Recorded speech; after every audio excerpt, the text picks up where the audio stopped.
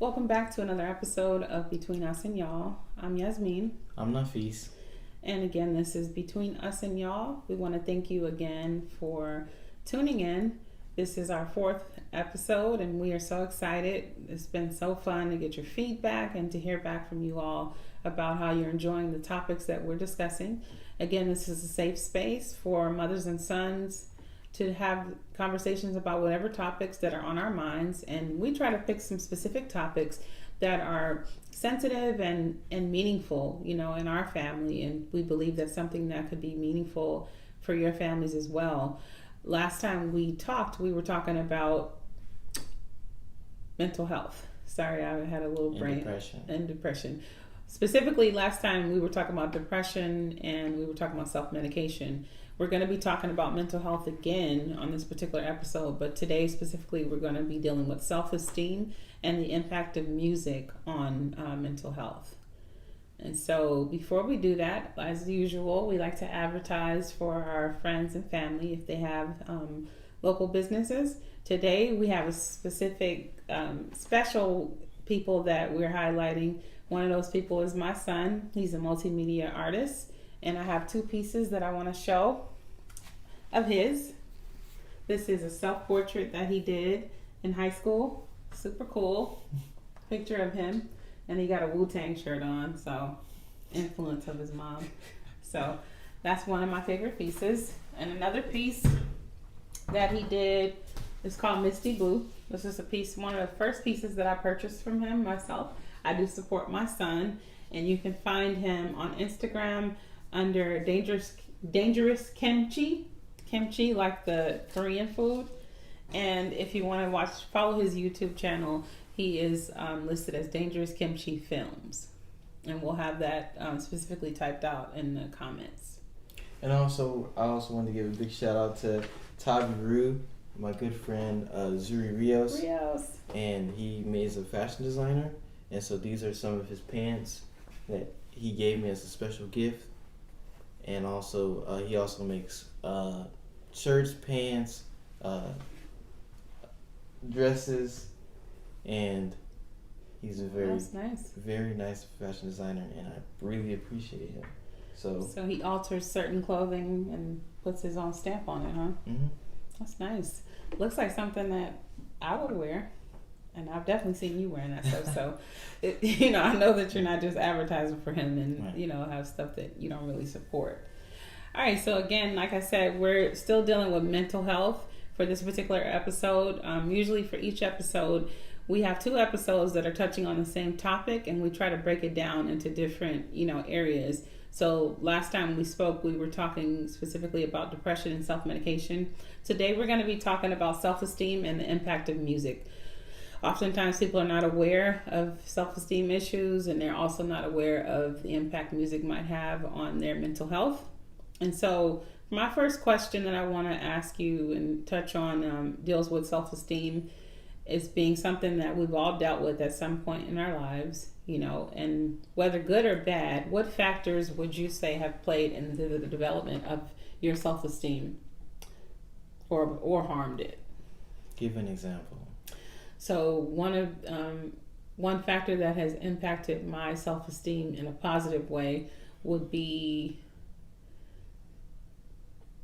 the fact that my, coworkers put up, good quotes, happy quotes around the office.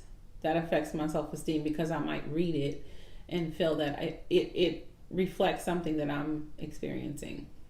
I'll definitely say something that boosts my self-esteem is like maybe my friends or family giving me feedback on like maybe my art or maybe things that I do. It makes me feel good because it's actually people that I care about, and it's giving me good feedback, or it's giving me what I should do and what I should not do. So that definitely makes me boost up my self-esteem. Have you ever experienced something or a memory you can think of that was something that made you feel bad, lowered your self-esteem? Mm-hmm. Yeah, there's a situation that's happened in my life, and I always remember it. It was in third grade. And, Man, that's a long time. Mm-hmm, and I was going to Muhammad schools in Atlanta, Sister Claire Muhammad schools, and I was in third grade, and I was going to school with my good friends, and we were playing a house. And the thing was, I wanted to get in on playing house, and one of the girls was like, "Well, we don't want to play with you because you're too dark." And so the thing was, the crazy thing was the other person that we're playing with was darker than me. So the thing was confusing is like the statement that you're making is not making sense. And so then I started to, after that comment, it started to make me feel bad because it was like, what was the reason? What was the reason? And it was actually coming from a girl. So now, in terms of how I was approaching like girls and stuff like that, it made me not be as like confident. Self-conscious because it's like, what if they don't like me because of the color of my skin or how I do things or something like that. So definitely that. Wow. It's funny that you brought that up because colorism is a thing that people, think that's something that is something we deal with in a certain way, whether it's like, you're bleaching your skin if you're from the islands or you're from, West Africa. For some reason, in India, a lot of people are categorized as, they're expecting them to bleach their skin. But oftentimes we don't really pay attention and think that it's something that could be happening within our own groups of people. Somebody from the continent might not think that I'm considered dark skinned, and my son and I are almost the same shade. But for somebody to have told you that you were dark and that's the reason why they didn't want to play with you, and they were also, African American too, is almost surprising. But the thing is it tells you a lot about what they've been taught about colorism in their family, because growing up, I wanted to be darker. I remember, sitting outside trying to make my skin darker, thinking that, I could sit outside long enough and I would be blue-black, right. Because I thought that was beautiful, and that told me a lot about how, other people felt when I found out that they did not like dark skin. Because then I started to think with myself, like, well, maybe I'm tripping. Maybe I got it all wrong, that I should want to be light. When in my life, I never wanted to be lighter. I always wanted to be darker. But the thing is at the end of the day, you have to be sure and confident in the way that you've been created and know that there is no better way if you're light or dark. Although I do love brown skin, you shouldn't be treating anybody any kind of way, because they are lighter or darker. When you talk about different ways of or situations or just how you experience it, how would you describe a lower and a high self-esteem? Okay, so low self-esteem, specifically in my experience, has been when I'm looking at myself in a certain way and looking down on myself because that thing exists. Whether it's something, I've talked about my weight before, it's been something that, many people that are close to me know that it has had an impact on my self-esteem. And it's been because of how other people have treated me, because I was skinnier or I was a little heavier. I know the difference in how people talk to you, what opportunities you have, even in job interviews. I've noticed the difference when I show up a little thinner, getting more opportunities and, stuff like that.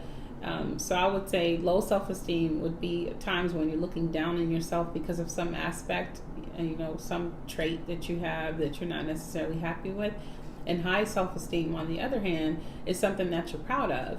And that would be, for me, I've experienced that with, when people are giving me compliments on something, whether it's my gap in my teeth or people love my hair or they like my style. But whatever it is, it's something that's boosting my ego and it's making my attitude feel a little bit better because of that thing. What about you? I think, for me, definitely with people talk about the gaps in my teeth, sometimes it makes me feel bad. Especially when I was younger. Yeah, you got me wanting to beat some people up out here.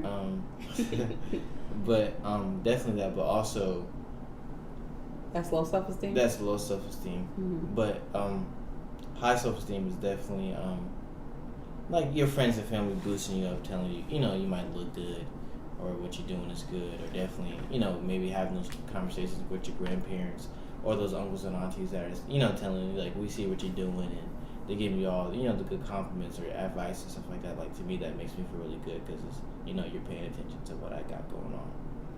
So tell me a little bit more about your definition of low self-esteem. What does it look like for other people? What do you mean? What does low self-esteem look like? Like, how, if you saw somebody doing something and you how could you say that, oh, that's low self-esteem? What behavior would let you know that what they're going through or doing is a characteristic of low self-esteem? Doing something that you like kind of out of the ordinary. So I think for me, what you saying, like, definitely like about like body weight. So you know how someone might be dealing with maybe an overweight issue or just a body issue. They might, like you say, eat more, or they might start taking certain pills, or they might start doing, try and lose weight. Yeah, or start doing stuff out of the ordinary that you know if you know that person, you know that's out of the ordinary. Is it kind of like we were talking about last time with self-medicating? So maybe somebody abusing a particular drug. Yeah, definitely. Because of their low self-esteem.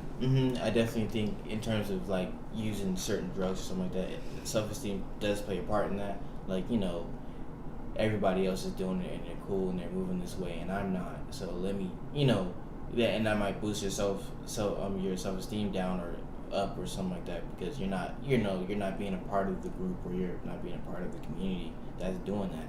And so, you know, when you get a part of it and you start, you know, doing that, then it's like you feel belonged, or you feel like you belong.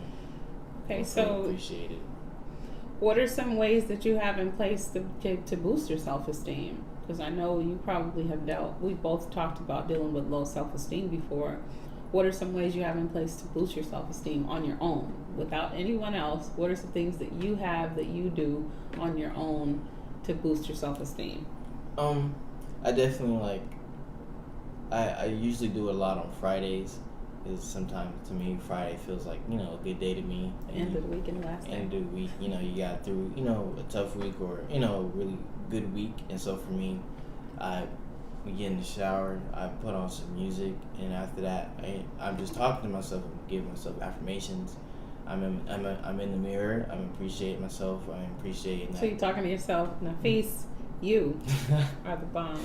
Right, and so just giving myself just self-compliments, and also critiquing myself on things that I can do better, and not saying that, oh, that I'm bad at this, that I will put it in a way that is like saying that, okay, I will do this, that I'm able to do this, instead of saying I'm never able to do this or something like that, because that stuff. So changing your wording and how you speak. Because you're able to do anything. You just have to put your mind to it, and when you tell yourself that you can't do it, then you start to believe it. So for me, I'm sometimes when I see that I can't do something, and I start to tell myself that I don't do it at all.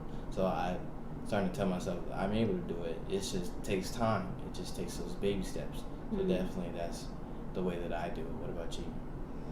Wow, so you mentioned something really powerful when you were speaking that has to do with some of my strategies, and that's the power of words. Oftentimes we are not aware that thoughts become things. So first you think it, and then you say it, and then you do it. I think there is an artist, there's a lyric in one of India's songs.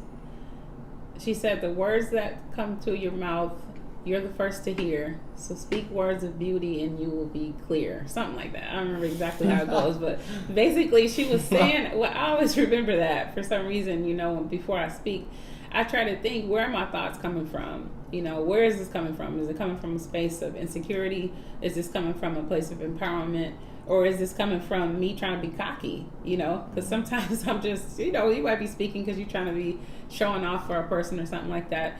But as far as to answer your question specifically, ways that I have in place to boost my self-esteem is calling you sometimes, you know? I call you and I hear your development, and I hear your happiness, and I hear, you know, that you've completed a task or that you're proud of yourself. That helps me boost my self-esteem as a parent, because I feel like, you know, all these times I might have been worried about, you know, am I doing enough, or have I done this the right way? You know, to hear you actually thriving lets me know that I'm doing good, and that makes me feel good, you know, after the conversation. Also, one of the things that I do to help me boost my self-esteem is doing things for others. And one of our past episodes, we talked about love languages.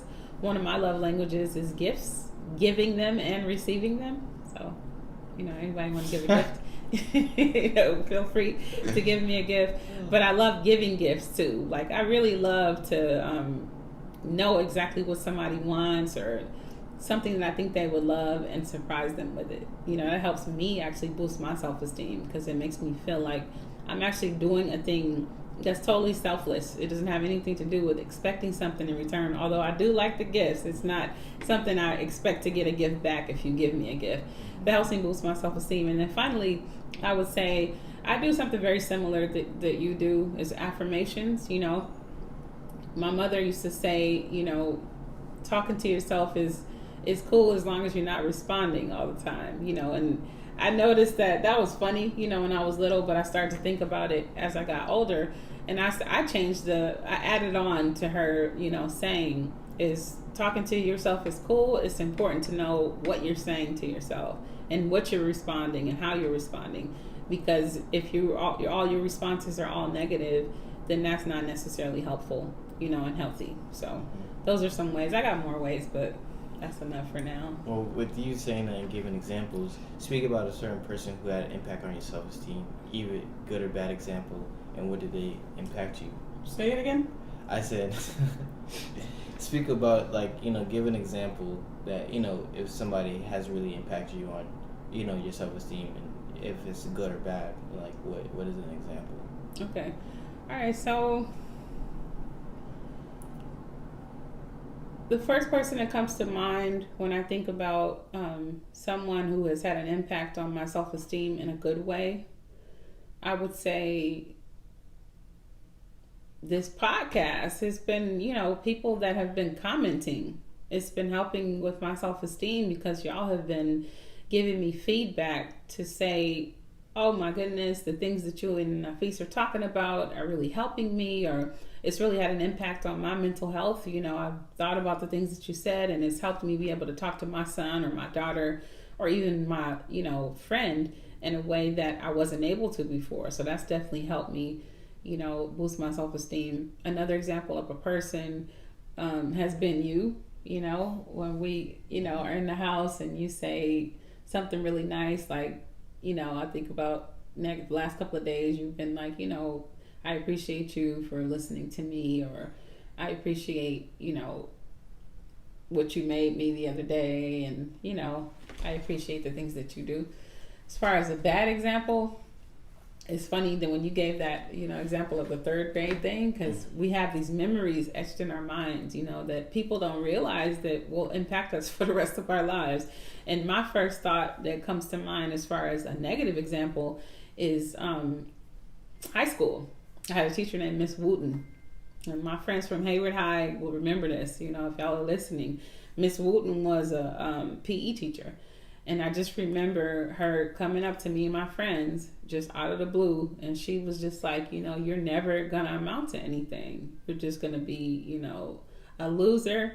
She was just killing it. Like, you just going to be lazy. You probably not going to turn out to be anything. And every time I've done a college application or an application for work or something, I always think of Miss Wooten, and I'm always trying to prove her wrong. Like, look at what I've done, Miss Wooten. I don't even know if that lady's still alive anymore, but in my mind, she has been a motivating factor, actually, that has made me try to work against everything that she claimed for me, so.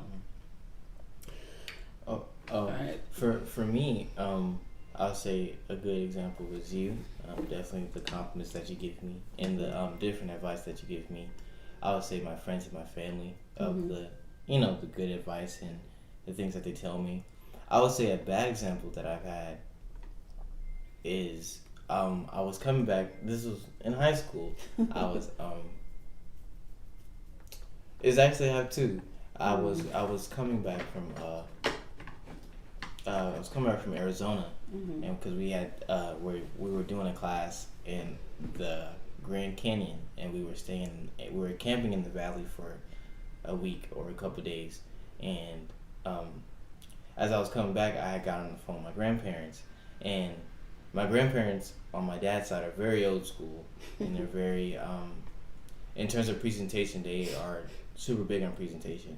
And so for me, they at the time they were telling me about my hair, and so at the time they didn't about your locks. Mm-hmm. And then that's when they were really low, and they were still getting kind of scruffy, and starting to really hang down. And so they would just tell me like, oh, you need to cut your hair off, or blah blah this and blah blah that. And to me, at first it really felt bad, but then it motivated me to keep my hair, and it motivated me to keep it clean and keep it maintained and keep it healthy. And another example is, actually no, that's all I have. I want to, before I move on to the next, my next question for you, I think it's important that you said, that thought was your actual grandparents as far as the negative thing. Oftentimes when we're having conversations with our sons, or even when our, children are talking to us, we are not really paying attention to the impact other family members are having, on us, and so it's important to know what conversations and what comments, other people in your family is having on your children and even on you, so that you can understand what type of impact that's having on your self-esteem or whatever it is that you're doing, so that you can know whether you need to stop it or whatever you need to do to that thing. Because who knows if he had listened, to that negative feedback from his grandparents and cut his hair off and felt bad about it and caused him to go into, deep depression because he wasn't able to express himself with his hair, which I love it. I love his hair, and I've allowed him to be able to express himself if he wanted to through his hair, because that's his own, creative expression. And like he said, he keeps it clean. As far as Muslims are concerned, some people would say, locks are haram.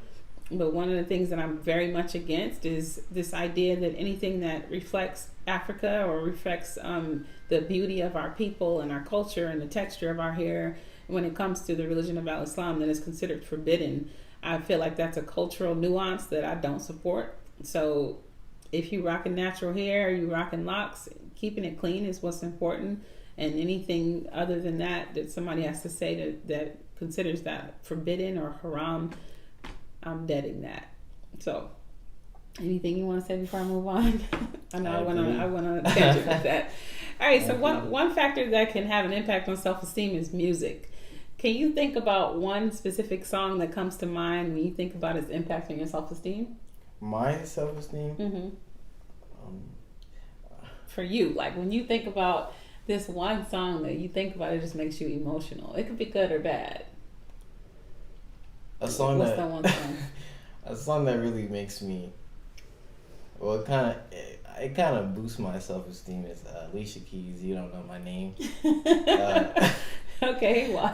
For the reason, because it's like the reason why I say it is because how I take it is like you need to be knowing who you're talking to in a friendship or in a relationship, and you need to know anything and everything about that person.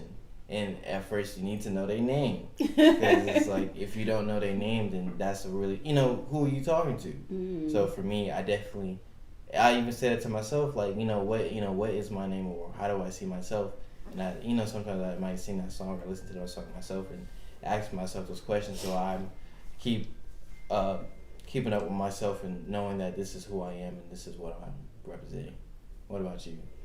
All right, so 2 songs. I got so many. It's this meme going around right now that Lisa Simpson from The Simpsons has this, Walkman on, and she's like, this, when you replay the song because it didn't hurt you the most, when you heard it the first time. That's the sad songs. So I do want to ask a little bit about sad songs, but since we're talking about good songs, 2 first artists that come to mind is Drea Denor. I mentioned her before. She's my homegirl.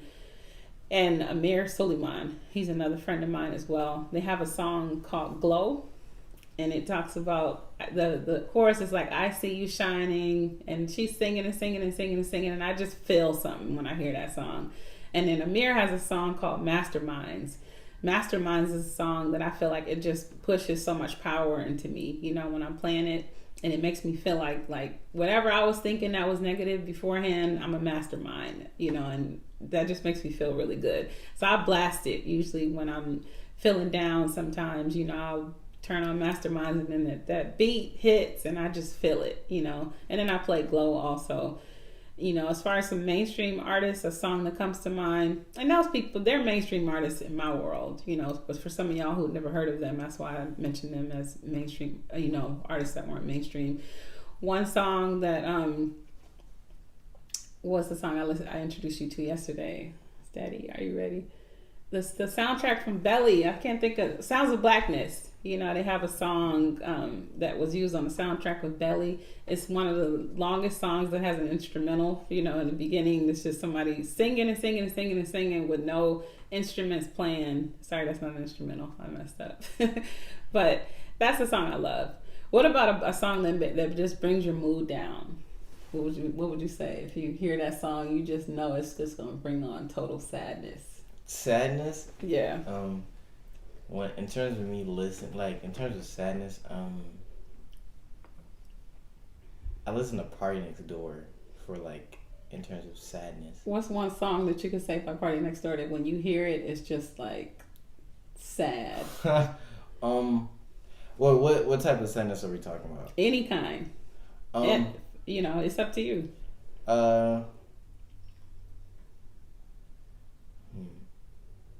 I'll let you go first. So I'm trying to think of a particular song, that brings on sadness, but I know Sade has a song called Baby Father, and that song makes me sad, when I think about single mothers, and the things that they've experienced and things that I could relate to, as far as being a mom that raised my son by myself. That song, causes me to be sad when I hear it, because I'm not just thinking about myself, but I'm thinking about other people, when I think of it. Also, Dance with My Father, Luther Vandross. That's a song that he is singing about, dancing with his father one more time. It makes me immediately sad because I always think about my mom, and losing her, and he's just singing about how he would love to dance with his father just one more time. I would love to just spend some time with my mom, and I can relate to that sadness. So it makes me think about that when I think about it. And you got yours yet? My first song is actually, like you said, Sade, Lovers Rock. That's a good one. When I always put on that song always makes me feel a little bit sad. There's no really anything behind it, but it's just every time. It's just emotion. It makes me feel really emotional. And the other song is New Sky by Sir. I just recently started. No. It's actually The Recipe by Sir, and that song. Man. And that song, it basically makes me realize that we're still growing as individuals, and that there's still going to be things that you're going to have to put into the pot that is going to make you to who you are. So I definitely before I move on, I want to say it's funny that we got an artist in common, with happy and sad songs, because Sir, I love his song called Red Corn. That song, I play that song a lot, and he's talking about being alone, and it sounds like he might be in a relationship where he's cheating with somebody. That's not really the reason why I like it, but I relate to it because I just feel like, he's sad and he's alone, and being single, you can relate. Anybody out there can understand what it's like to not be in a relationship, not be married, and understand what that loneliness feels like. But it's important to understand what you're listening to, whether it's music or whatever, you're listening to the things online or anything like that, to understand how it's impacting your mental health. Oftentimes we're not really paying attention to that. So if you're listening to this, make sure you are checking out the words, to songs you're listening to, and understanding why it's making you feel a certain way before you just continue to listen to it. Would you say that, are there any certain artists that make songs that are meant to impact your self-esteem or a certain group of people, and is it a fair marketing strategy? So you're saying, do I think that there are certain artists who intentionally make songs to impact the self-esteem of others? Mm-hmm. Yeah, absolutely. The first person that comes to mind is Drake. I feel like his whole life is all based on, trying to make somebody feel some kind of way. he's trying to touch, on those people who feel a certain way because they got dumped or, whatever it is. He has been a person that has definitely made it attractive to make songs that, are specifically aimed at impacting somebody's, self-esteem, whether it's going to make you feel like you're a man or you were a loser who's outside somebody's house crying and everybody's okay with the fact that you're out there crying. Another artist, currently, I would say, I'm going to speak on some current artists and some older artists. Another current artist I would say would be Summer Walker. I like that she talks about how she has issues with, being out in public in front of people and how it had an impact on her self-esteem. I feel like the fact that she is a very relatable person for people in your generation, and she spoke about that. I feel like, listening to her songs and her music, people can support her in a different way because they identify with the reality of what she's dealing with and how hard it must be to be an artist and be out in front of people that people think that you're so, amazing and dope. But the reality is you might be having an anxiety attack on the low, being in front of those people. Some artists that I think are older that have created music specifically to impact people's self-esteem. The first person that comes to mind is Jill Scott. I believe that she has been someone who has developed music that has been for empowerment, of women and families, black families in particular. And she's also been someone that's made people feel like it's good to move on if you have been in a, situation that has been impacting your self-esteem negatively. And then as far as it being a fair marketing strategy, sometimes I don't think it's a good marketing strategy that's good, I don't think it's fair for artists sometimes to play on people's feelings and to do that intentionally to sell records, or whatever they're selling right now, MP4s or MP3s, I don't know. But sometimes I don't think it's fair, but sometimes I don't think they have a choice because people don't give them the chance, to do anything else but to produce that kind of music. I think about Mary J. Blige and how there's this joke about how her music is good when she's going through some stress or somebody's abusing her or she's sad. People can, tell that she's going through something and they like it. I don't think that's really good, but I can tell you honestly that I've been on that side of the fence where I'm like, come on, Mary, like give me that music that you give me, to help me get through my breakups and stuff like that. So I guess I'm back and forth with it. What do you think? I would say the first one for me is Future. I think Future, he's a good artist, but also I think in terms of this generation, the big influence on codeine and, pills and all of that stuff.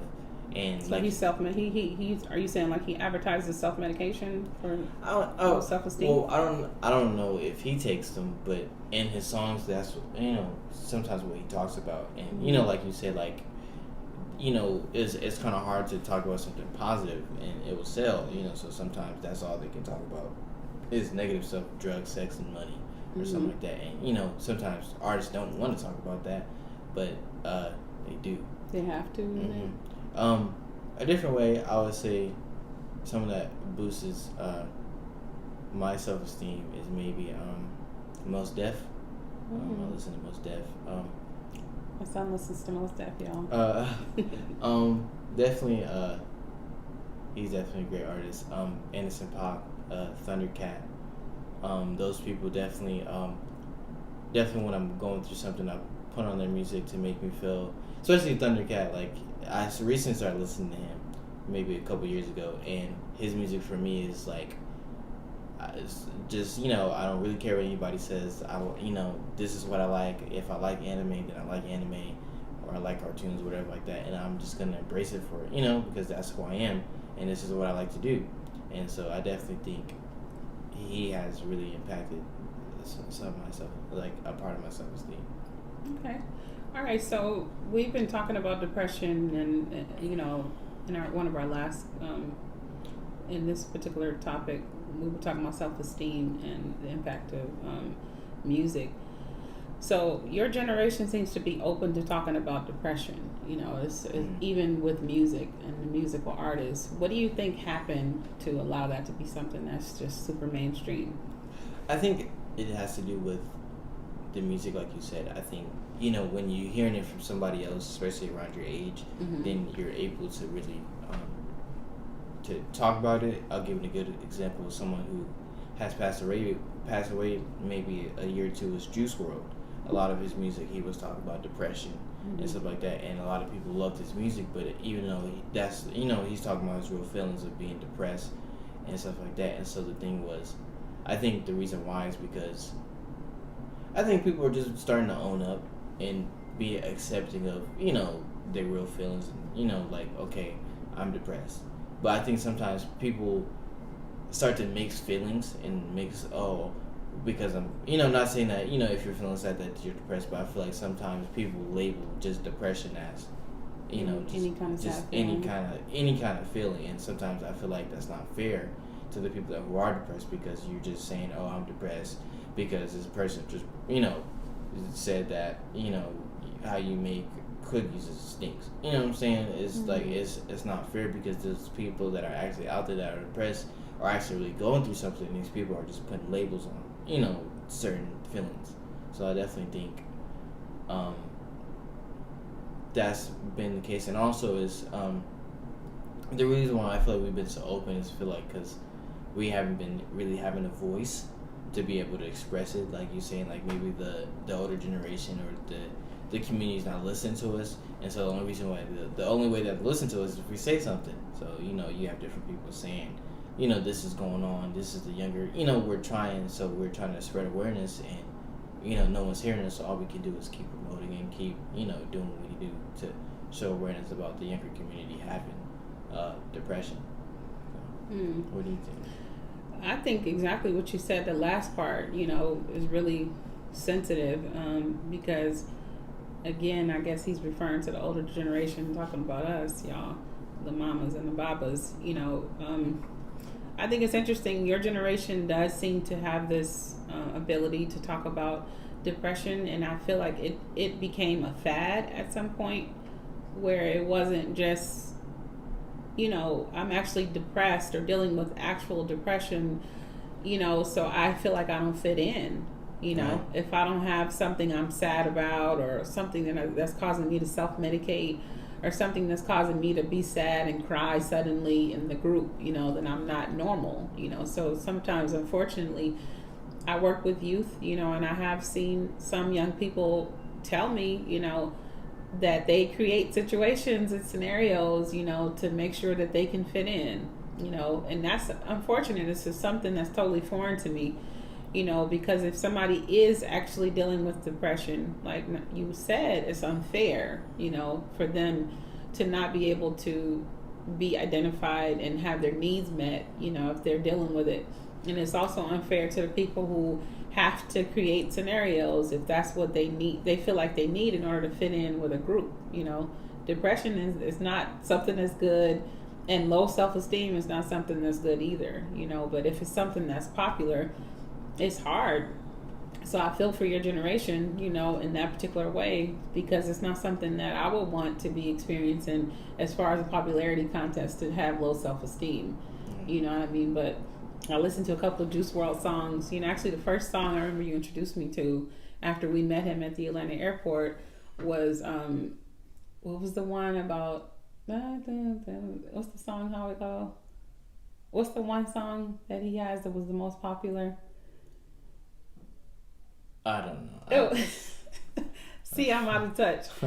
But I know there was a particular song that he had, and when I listened to the words, it was just talking about, sadness and thinking about killing people and stuff like that, and to find out he actually died with so many drugs in his body, and so many drugs on his person, it made me feel sad, because if there's people who were looking up to him, then they were looking up to him as an example, and they might see that as their fate, that they're thinking, one day I'm going to die because I've taken so much medication to deal with my low self-esteem or my depression or whatever. And this musical artist has been the one that's shown me how to do that, So unfortunately, I felt sad for him about that. I think also what's been, like you said, has always been popular, but I feel like it's even more popular in this generation now, is committing suicide. And I feel like if you are dealing with something like that, then really speak out about it and really get help, because we do care about you. Everybody cares about you. You are loved and you are supported. And I feel like a lot of people do that because they don't know how to deal with those feelings, or those, or self-esteem. Is like, I used to go to school with people that had low self-esteem, and would have marks on their body and stuff like that. And to me, like, that's crazy. Like, I've dealt with something like that to an extent, but not, something like not that. that much. But it's definitely something that is in this generation that that is really super sensitive topic that we is really hard to talk about. So. And people forget that suicide is not something you can return from. It's not something that, we're not in a game where you have 4 lives, and you can return after you commit that act. But the reality is a lot of people don't know what people are dealing with. You might see someone and think that they're super happy and they have super high self-esteem. In reality, they have very low self-esteem, and it causes them to, commit an act that's so harmful that they kill themselves. So we want to make sure that if you are, having conversations with your son or your daughter, or, you are a son trying to figure out how to talk to your mom, make sure that you are having conversations about what you're going through before it gets to that point, like you said, because if not, there is no second chance after somebody, is gone. I've had friends who have attempted suicide, and friends who have actually been successful with it, and each time it wasn't good. And so definitely we are not experts about suicide, and not getting to the point that you're doing it. But if you have the resources, please feel free to share them with us so that we can share them with our guests and our listeners as well. You have anything else you want to add to that? I don't have anything. This has been a very heavy topic, self-esteem and the impact of music. If you are an artist and you are listening, we want to make sure that you're aware of what type of impact your music is having on your listeners as far as their self-esteem. We know that you're not necessarily responsible, but we also know that you have the ability to make a change. So hopefully you're making a positive change. And this has been another episode of Between Us and Y'all. We hope that this has been beneficial as always. Thank you for listening. Thank you for spending time with us. All right. Until next time. Peace. Peace.